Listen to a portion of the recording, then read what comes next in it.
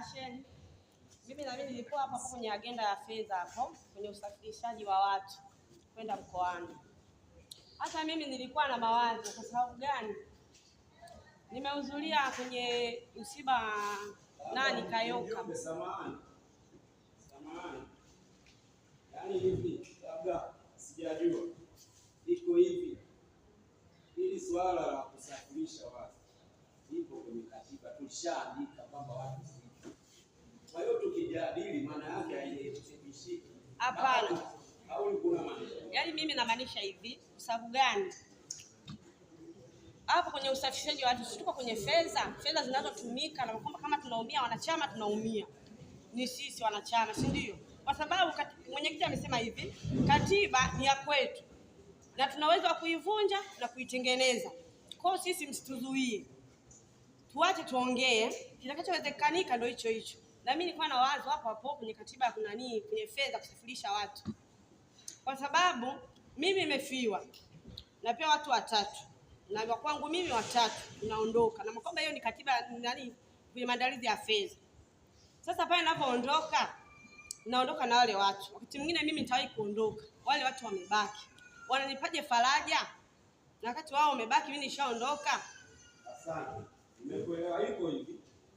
Lengo kwa katiba 30 ni kuondoa hilo swala.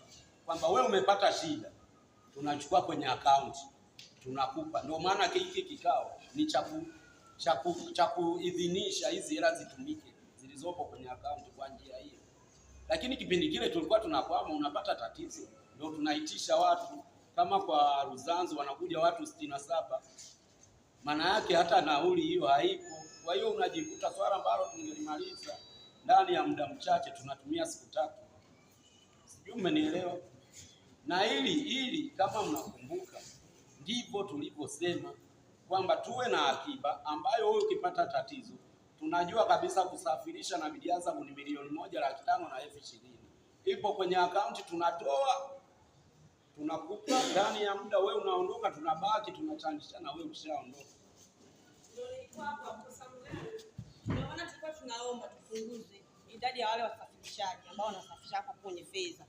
Ile fedha ambayo ilikuwa inasafirisha watu wengine, basi watu tunampa mfiwa. Kwa sababu mfiwa wakati mwingine anabeba mzigo mkubwa kule mkoani. Familia moja jamani.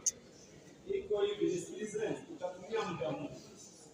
Dada, bila katiba. Sasa hilo ni nini? Kuna wakati wa marekebisho ya katiba.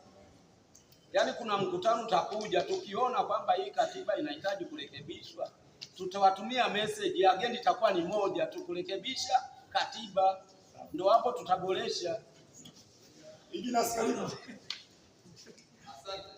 Asante.